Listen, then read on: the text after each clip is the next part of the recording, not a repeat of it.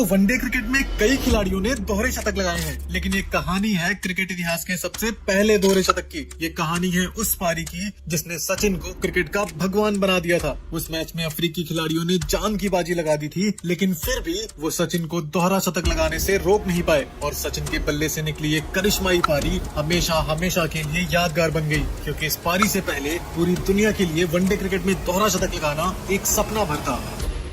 बात है 24 फरवरी 2010 की, जब इंडिया और साउथ अफ्रीका के बीच हो रही ओडीआई सीरीज का दूसरा मुकाबला ग्वालियर में खेला जा रहा था। मैच की शुरुआत होती है और भारतीय टीम के कप्तान महेंद्र सिंह धोनी ने टॉस जीतकर पहले बल्लेबाजी करने का फैसला किया। अब भारतीय टीम की तरफ से पारी की शुरुआत करने के लिए सचिन और विस्फोटक खिलाड़ी सहवाग की जोड़ी मैदान पर आती है। पहले ओवर में सचिन तेंदुलकर ने कुल 4 गेंदें खेली, लेकिन उनका खाता नहीं खुला। लेकिन दूसरे ओवर की तीसरी गेंद पर सचिन ने एक शानदार चौका लगाकर अपना खाता खोला और फिर अगले ही बॉल पर बैक टू बैक दूसरा चौका लगाकर पूरे स्टेडियम को झूमने पर मजबूर कर दिया। तीसरे ओवर में भी सचिन तेंदुलकर और वीरेंद्र सहवाग ने एक एक चौका लगाकर कुल 11 रन बटोरे और भारत 3 ओवर में 30 रन बनाकर एक अच्छी शुरुआत कर चुका था। लेकिन चौथे ओवर की 5वीं गेंद पर सहवाग परनेल की गेंद पर थर्ड मैन पर खड़े डील स्टेन को कैच थमा बैठे और भारतीय टीम को पहला झटका लग चुका था। विस्फोटक खिलाड़ी वीरेंद्र सहवाग 11 गेंदों में मात्र 9 रन बनाकर आउट हो चुके थे और अब सचिन का साथ देने के लिए दिनेश कार्तिक मैदान पर आते हैं। सहवाग के आउट होने से इस ओवर में मात्र 2 ही रन आए,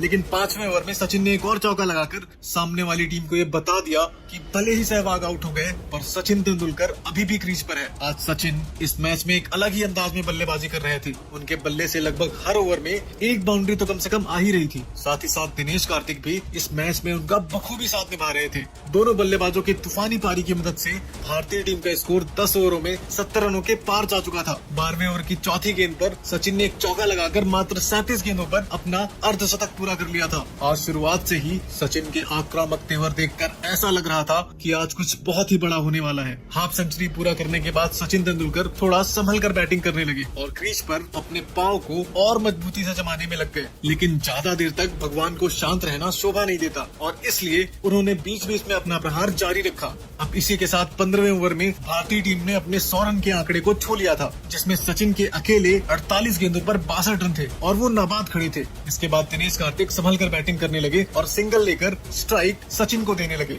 जबकि सचिन तेंदुलकर बीच बीच में चौके लगाकर रन रेट को तेजी से आगे बढ़ाने लगे। 20 ओवर खत्म होने तक भारतीय टीम एक विकेट खोकर 129 रन पर पहुंच चुकी थी, जिसमें सचिन 61 गेंदों में 80 और कार्तिक 48 गेंदों में 37 रन बनाकर नाबाद खड़े थे। आज पूरा स्टेडियम सचिन की इस पारी को देखकर झूम रहा था। तभी 22वें ओवर की तीसरी गेंद पर सचिन ने हल्के हाथों से एक शानदार चौका लगाकर दर्शकों में और ज्यादा जोश भर दिया। भारतीय पारी के आधे ओवर्स खत्म हो चुके थे और भारतीय टीम ने एक विकेट खोकर 159 रन बना लिए थे। शुरुआती 10 ओवर के बाद रन रेट में कुछ कमी आ चुकी थी। दिनेश कार्तिक ने एक छक्का लगाकर रन रेट को बढ़ाने का प्रयास तेज कर दिया। वहीं अब सचिन शतक के बिल्कुल नजदीक थे, इसलिए सचिन अब सोच समझकर बल्लेबाजी कर रहे थे। कई बार नर्वस 90s का शिकार हो चुके सचिन अब शतक के करीब थे। ऐसा माना जाता है कि अगर सचिन नर्वस 90s में आउट ना होती तो उनके लगभग 120 शतक होते। उधर शतक के लिए ज्यादा देर इंतजार करना सचिन के स्वभाव में नहीं था। 28वें ओवर में जेपी डुमिनी की आखिरी गेंद पर 1 रन लेकर सचिन ने 90 गेंदों में अपना 46वां वनडे शतक पूरा कर लिया था और पूरा स्टेडियम खुशियों से झूम उठा। सचिन ने भी अपना बल्ला ऊपर उठाकर दर्शकों का अभिवादन किया। शतक पूरा होते ही सचिन ने गेंदबाजों की खबर लेनी शुरू कर दी और अगली गेंद पर एक और चौका लगाकर गेंदबाजों को बता दिया कि अब उनको रोकना असंभव है और आज सचिन अपने अंदाज में ही बल्लेबाजी किए जा रहे थे। सचिन तेंदुलकर अपना शतक तो लगा ही चुके थे, साथ ही दिनेश कार्तिक भी अपना पैर मजबूती से जमा चुके थे। 30वें ओवर की पहली गेंद पर दिनेश कार्तिक ने जेपी डुमिनी को एक शानदार छक्का लगाकर अपने इरादे जता दिए थे। फिर चौथी गेंद पर एक चौका लगाकर 30वें ओवर से कुल 12 रन बटोरे, जिसके बाद भारतीय टीम का स्कोर 30 ओवरों की समाप्ति पर 198 रनों तक पहुंच चुका था।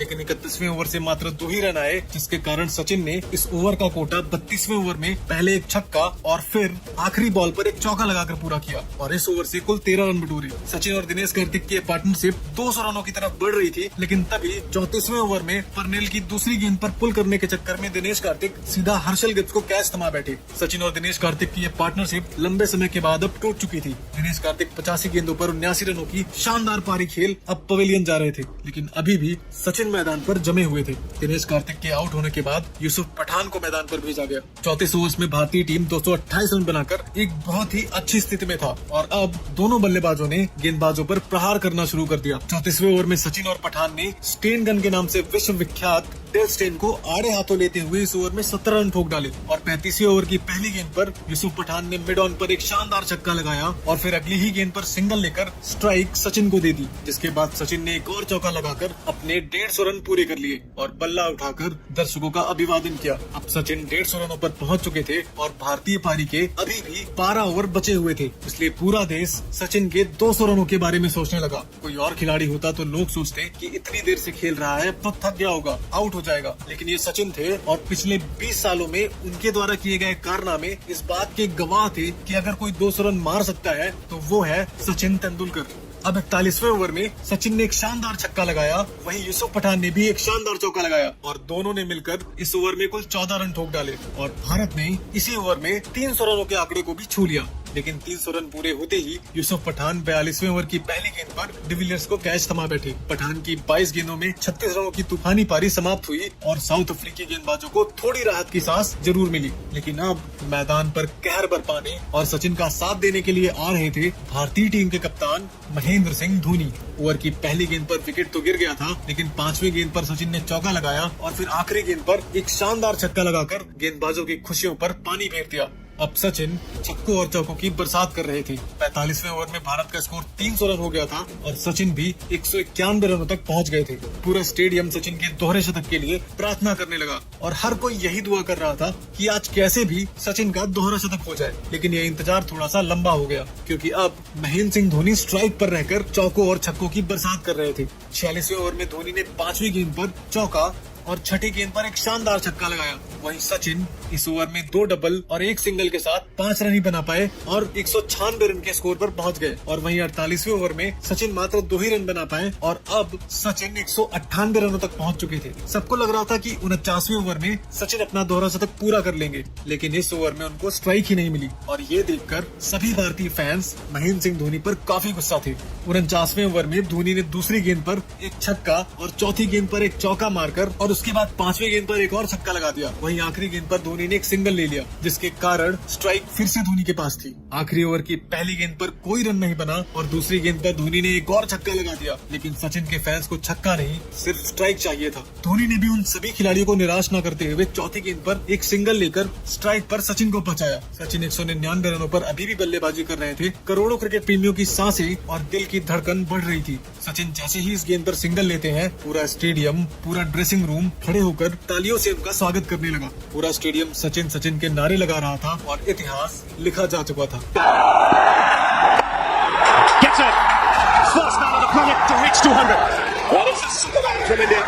सचिन तेंदुलकर।